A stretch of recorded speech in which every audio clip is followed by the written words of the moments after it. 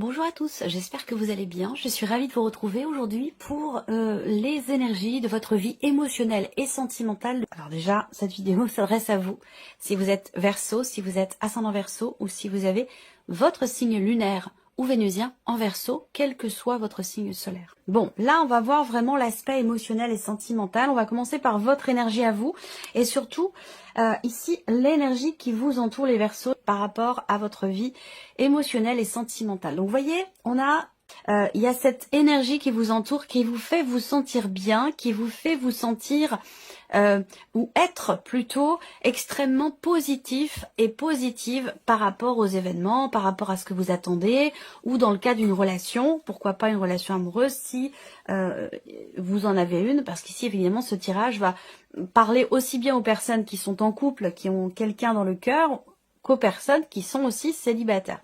Quoi qu'il en soit, quelle que soit votre situation, on voit bien que concernant votre équilibre émotionnel, concernant votre vie sentimentale ou un relationnel qui est important, l'énergie qui vous entoure vous amène à être positive, à y croire, à être ouverte d'esprit, à ouvrir aussi votre cœur, une énergie qui vous entoure qui peut vous amener, vous inviter effectivement à être dans l'ouverture du cœur, dans l'ouverture finalement à l'autre. Voilà, de manière plus générale.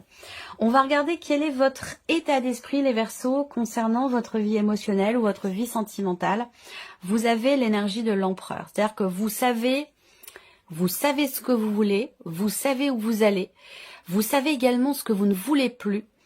Il y a ce côté avec l'empereur, quelque chose comme ça qui dans votre tête est très carré, très clair.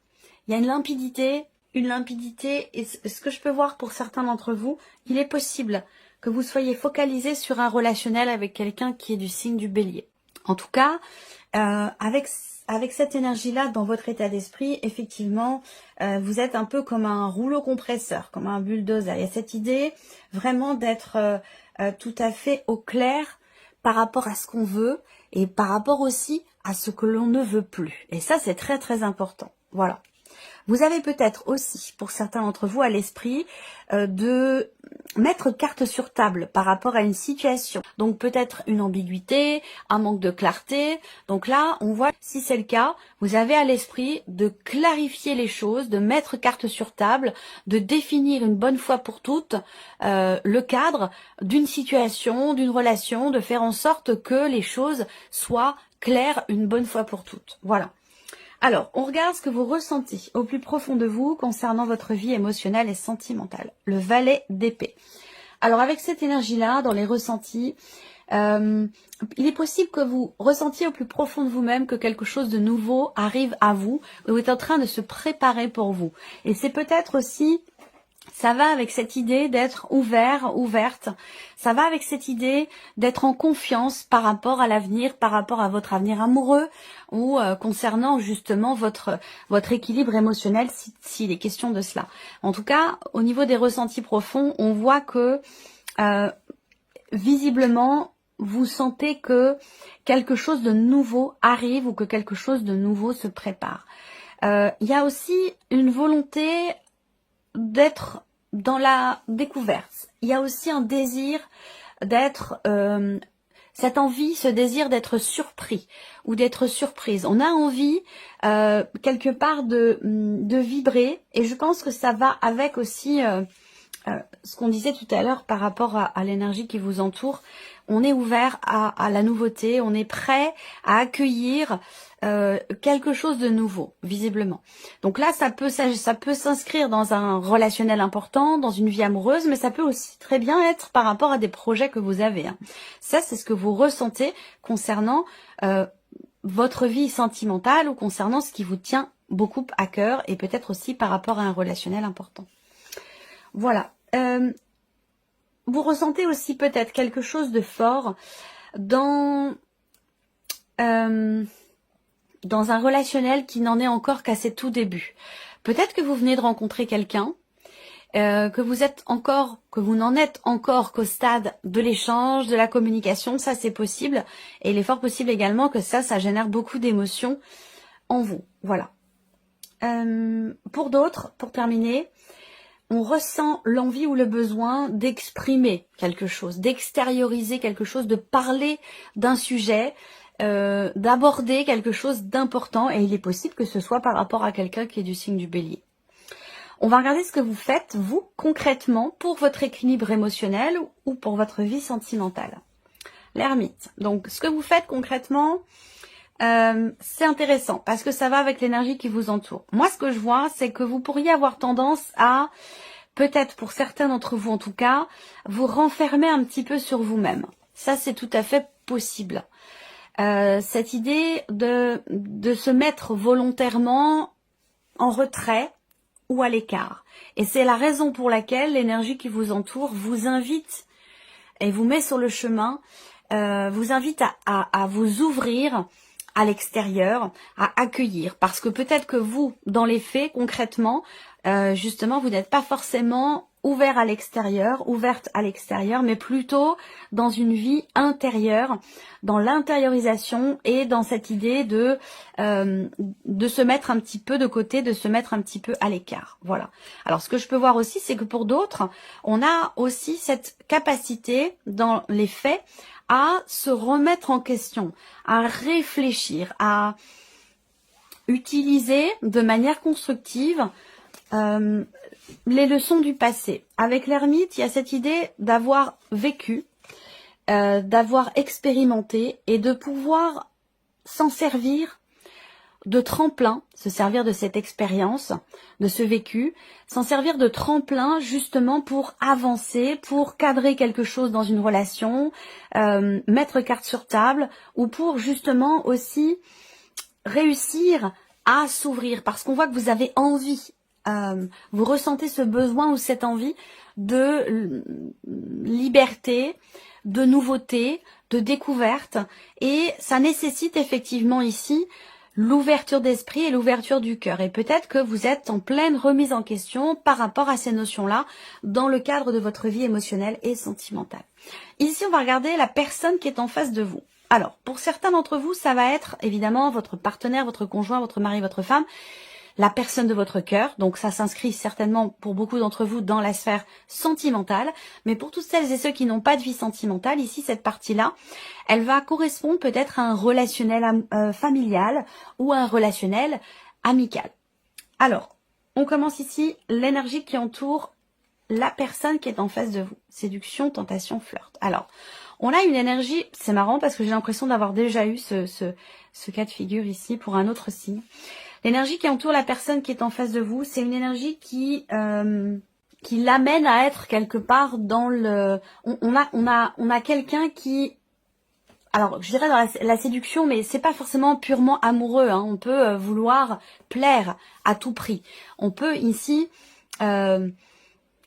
sans pour autant que ce soit amoureux. Vous comprenez, il y a cette volonté ici de se mettre en avant. Donc l'énergie qui entoure la personne qui est en face de vous, c'est une énergie qui l'invite justement à se mettre en valeur, à se mettre en avant, à faire des efforts, à prendre soin de lui ou prendre soin d'elle. Voilà.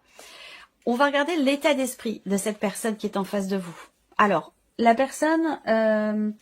bon, elle semble être un petit peu au bout du rouleau, ou elle ressent le fait d'être un peu au bout de quelque chose, mais pas tout à fait complètement, et de ressentir une forme de fatigue et d'épuisement. On peut avoir quelqu'un aussi qui est dans quelque part dans la retenue, dans le sens où c'est quelqu'un qui peut mettre des barrières. Voilà. Quelqu'un qui peut ressentir qui peut vouloir se protéger, se préserver. Donc là, on a une barrière. Et on a une énergie ici qui entoure la personne, qui l'invite justement à aller vers l'autre, à aller vers les autres de manière générale. Parce que là, on a quelqu'un qui est plutôt à poser des distances, à mettre des barrières ou à être dans peut-être la retenue, la méfiance, pourquoi pas, ça c'est possible aussi. Hein. Voilà, quelqu'un qui aurait tendance quand même à se protéger, à se préserver.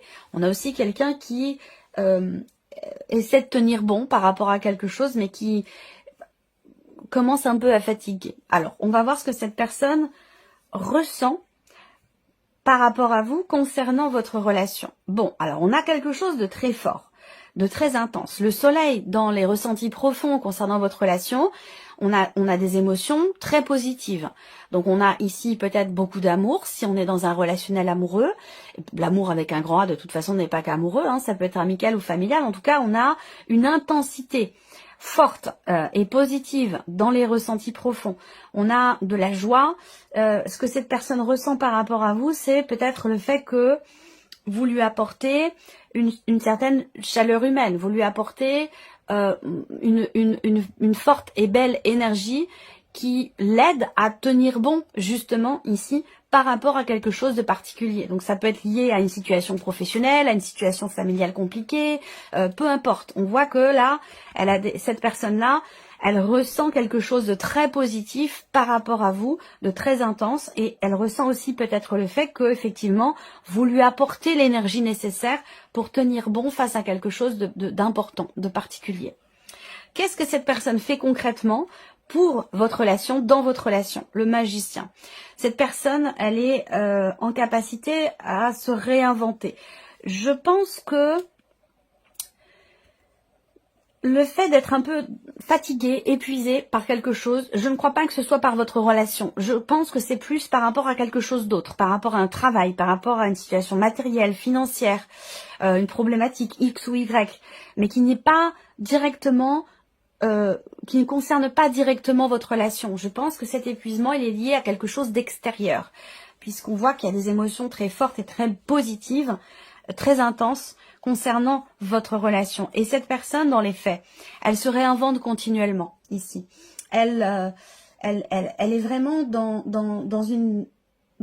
sa manière d'agir, toujours à faire tout ce qui est en son pouvoir, à exprimer aussi ce qu'il ou elle ressent. On a quelqu'un quand même qui est très, justement, à contrario de vous, beaucoup dans l'extériorisation de ce qui est ressenti.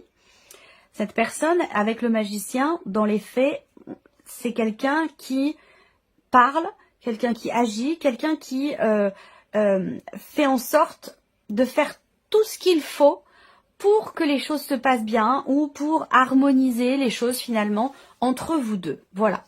Alors, on va mettre ici en corrélation vos énergies respectives pour voir ce que ça donne. L'empereur, encore ici, la même énergie. Donc là, on voit que on a quelqu'un qui est peut-être un peu sur la défensive, quelqu'un qui veut se préserver, se protéger, quelqu'un qui peut être fatigué. Puis vous, de votre côté, comme je vous l'ai dit, cette volonté de cadrer les choses, de faire en sorte que ce soit bien clair et bien carré. Donc en fait, c'est ça qui prend le dessus. C'est votre état d'esprit à vous qui va prendre le dessus. Et on voit que avec cette énergie de l'empereur, eh bien, vos états d'esprit respectifs, quand ils se rencontrent, vont permettre justement de pouvoir ordonner les choses, de pouvoir les cadrer, de pouvoir clarifier aussi. Là, on a vraiment cette idée de, effectivement, de poser un cadre et surtout de faire en sorte que les choses soient bien claires et bien définies. Après, il peut y avoir dans cette relation cette idée de porter l'autre, où là, pour le coup, c'est vous, dans une certaine mesure, qui portez l'autre, c'est vous qui dirigez, c'est vous qui prenez des décisions, c'est vous qui avez peut-être aussi le dernier mot. Il y a ce côté protecteur, ce côté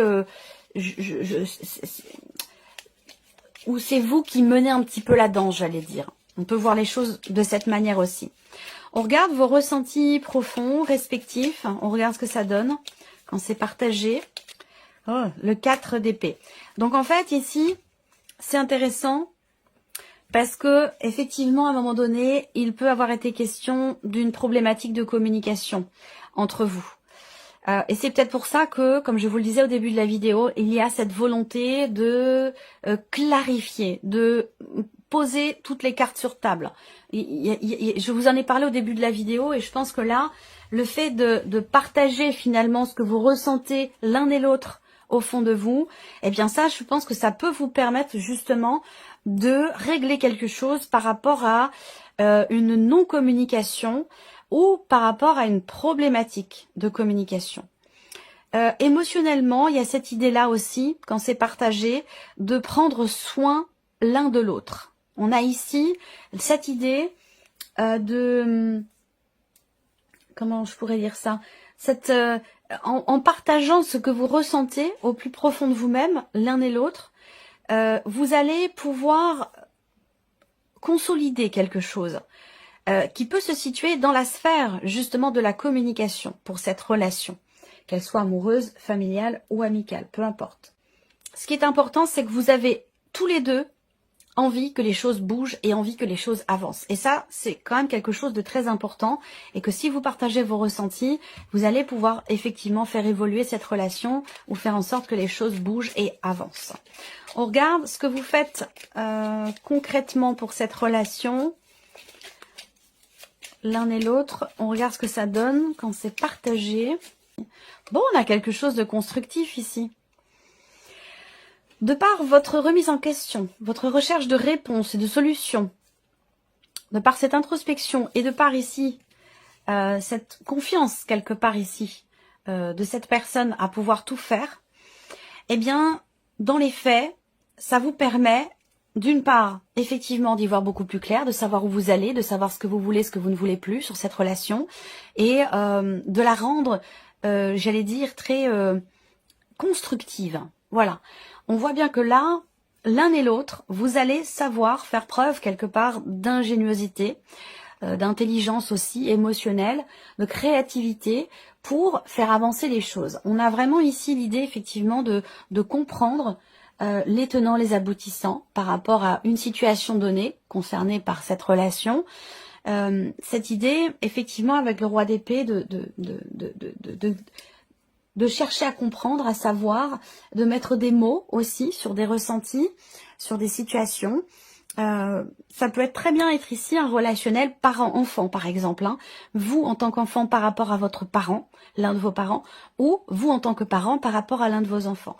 En tout cas, on voit que là, dans les faits, les choses vont être exprimées clairement, parce qu'on sait ce qu'on veut, on sait ce qu'on ne veut plus. Donc avec le roi d'épée, on est en maîtrise dans ce que l'on exprime parce qu'on sait où on va, on sait ce qu'on veut, on sait ce qu'on ne veut plus. Donc on a ici une communication très constructive entre vous deux qui va certainement faire évoluer les choses.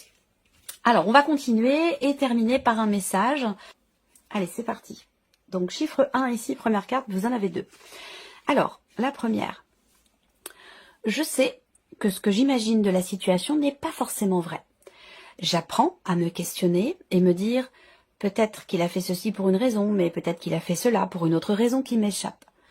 J'accepte de ne pas tout savoir. Je peux imaginer des raisons tout en sachant que ce n'est que mon imagination. Premier message, ça résonne avec vos énergies ici, avec l'ermite. Deuxième message ici, je n'ai pas le pouvoir de changer cette situation, mais j'ai le pouvoir de changer mon humeur. Je peux diriger mes pensées quand je sens que la situation me touche. Il y a des jours où je réussirai et il y a des jours où ce sera plus difficile et c'est très bien ainsi. Voilà, si vous avez choisi la première carte ou le chiffre 1. Ici, deuxième carte, chiffre 2 pour vous les Verseaux. J'identifie une de mes croyances limitantes et je la remets en cause. Et si ce que je crois n'était pas la vérité? Mon seul baromètre est mon corps. Il est ma boussole de vérité. Quand je me sens mal, j'observe mes croyances et mes pensées. Et quand je me sens bien, j'observe mes nouvelles croyances, mes nouvelles pensées sur moi-même et sur le monde, sur l'extérieur. C'est intéressant. Troisième carte, chiffre 3, ici. J'ai une part de responsabilité dans les tensions que je vis avec l'autre. Peut-être dans le cadre d'un blocage, d'une problématique de communication, par exemple, on en a parlé dans votre tirage. En y réfléchissant attentivement, le conflit ne commence jamais à la première attaque, mais à la deuxième, quand je choisis de répondre à celle-ci. Voilà pour vous, mes chers Verseaux. J'espère que cette vidéo vous a plu, que ce tirage résonne en vous. Merci à vous, merci de votre présence, de votre fidélité, merci pour votre écoute. On se retrouve très bientôt pour les prochaines vidéos. Prenez soin de vous. Au revoir.